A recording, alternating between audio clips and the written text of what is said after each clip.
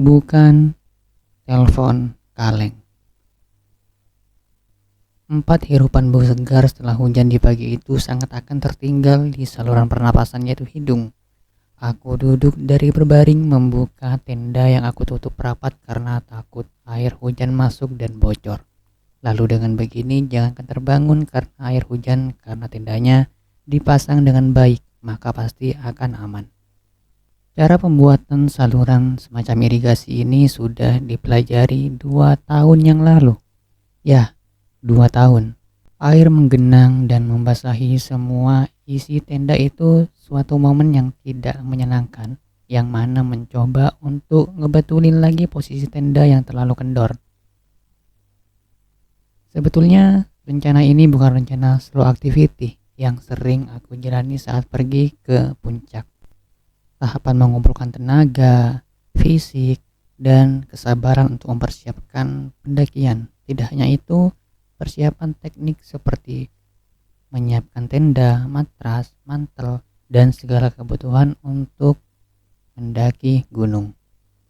Mau tidak sabar, tapi ini adalah rencana kalian. Ya, bersiap dan juga yang tidak kalian tahu. Hari ini sebetulnya pikiranku lagi sibuk. Lalu juga cerita ke kalian bukannya dikasih solusi, malah kalian sendiri yang minta solusi. Sebagai pendaki yang terlihat profesional, kamu tahu gak bagian tempat yang indah? Puncak ini adalah tempat setelah kelokan yang rencana dulu aku dirikan tenda di sini, tapi gak jadi karena apa itu ya? Oh, Dimas. Dimas yang waktu itu pria culun, dekil, dan pecinta anime yang aku remehkan. Ternyata dia betulan bisa daki, lalu aku terkejut yang sebetulnya belum pernah berjumpa orang seperti dia. Kah, di sini tempatnya bagus, apalagi nanti siang udara panas bercampur dingin cuaca pagi. Dan di sana itu di bawah pohon nantinya sejuk bisa dipakai untuk istirahat siang. Biasanya kalau siang aku dan teman-teman yang lain ngumpul ngobrol gitu. Adot menjelaskan dengan seolah betulan pendaki profesional. Bulan sabit malam mengingatkan aku ke seruling, serigala, dan bola megazord. Zen aku karakter manusia serigala, suasana itu akan sangat mendukung apabila duduk di batu gepeng di sebelah pinggir hutan. Memandang bulan sabit, tidak harus batu gepeng sih. Memang bagus, nantinya aku coba teman alumni SD untuk aku ajak ke sini di awal tahun 2019 memang the mayor. Adot, kamu belum jawab pertanyaanku. Raka menghamparkan ilalang yang dipegang dia ke sebagian wajah Adot. Nama asliku Andi Dutra Umbara. Dipanggil Adot karena semasa kecil itu adalah nama cencengan dari teman atau abang-abangan tongkrongan dan memang kalau sering bermain dan nongkrong dengan teman yang lebih tua pasti dijadikan bahan ejekan yang lebih muda. Tuh, Raka, rumput ilalangnya masuk ke mulut aku. Hahaha, maaf. Oke, jadinya tempat mana yang bagus? Tuh, di sana, di tempat kayu-kayu yang roboh. Adot marah. Telunjuk kiri dan jempol kanan Adot disatukan. Keempatnya seolah berbentuk persegi dengan mata kirinya merem seolah menerawang. Tempat yang bagus, ditanya Raka. Oke, daerah sana enggak, agak maju dikit enggak. Kayaknya di situ cocok. Dekat jalan agak meninggi yang ada tumbukan tanah ditumbuhi rumput yang lebat. Kalaupun tidur di situ nanti malam sih bisa. Ada bercanda.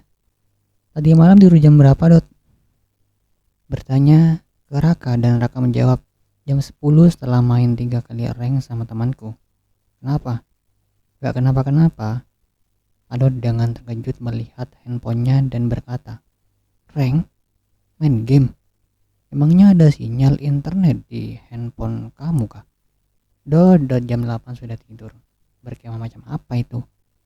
Raka melanjutkan memasak air menggunakan nesting dan membuat kopi. Di dalam tenda pagi sekitar jam 6, tiba-tiba Adot ingin menghubungi bapak ibunya. Entah kenapa, keinginan itu bersamaan dengan aroma ilalang yang tumbuh di dekat tenda, kata dia, dan yang dijulurkan Raka siang itu. Di tengah sudah malu mencium tangannya, juga sudah malu membuat dan bermain layang-layang. Menelpon sekedar kangen-kangenan. Adot menelpon mereka. Percakapan demi percakapan saling bersautan ketika Adot menelpon mereka berdua. Kehangatan hubungan orang tua dan anak seperti tidak akan terlepas.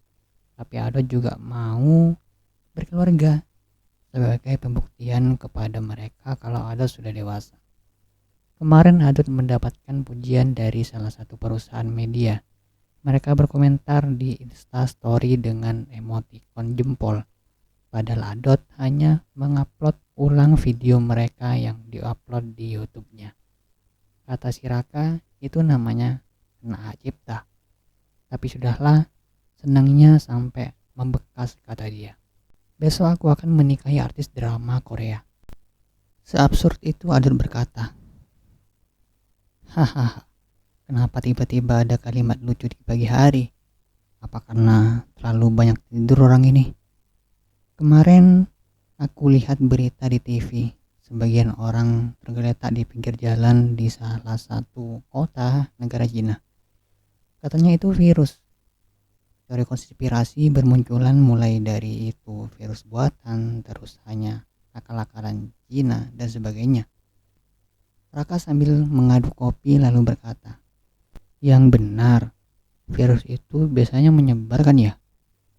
Iya, Adot menjawab lalu Raka berkata, makanya tiba-tiba kamu bilang mau nikah. Kamu kenapa melihat karena banyak orang meninggal? Itu kan jauh di Cina.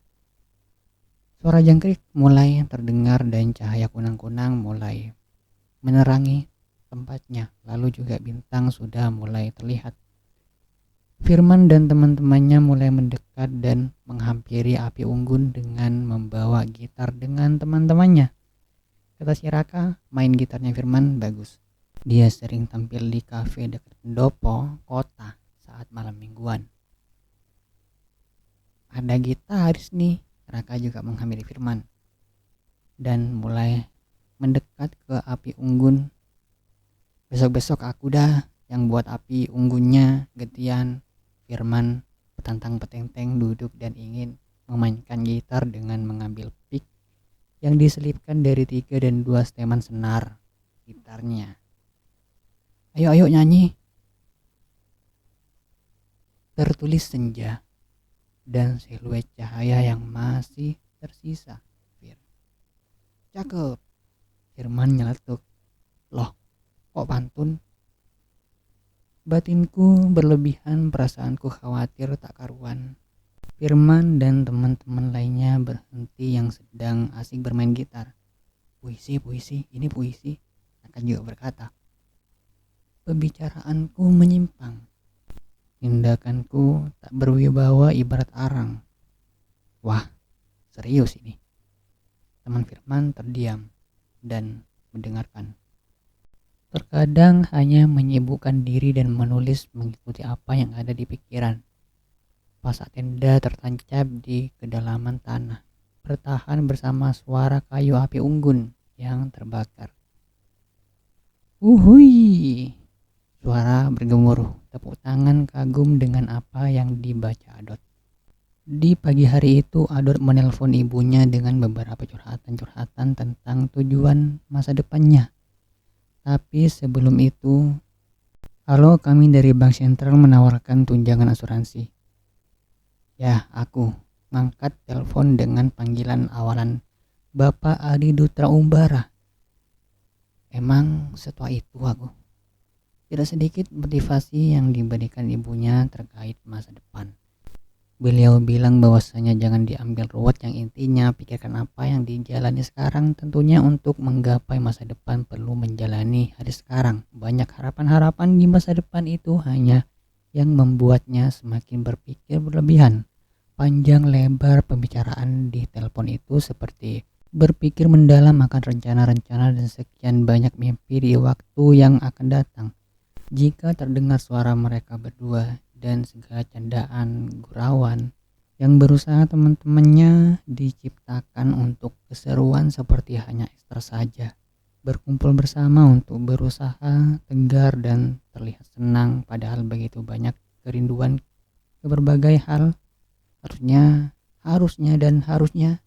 hadapi semua rintangan demi melihat mereka tersenyum. Nah, melihat Adot senang. Ya Tuhan, kuatkanlah fisik, jiwa, serta hati. Tertanda perkataan amin di segala harapan.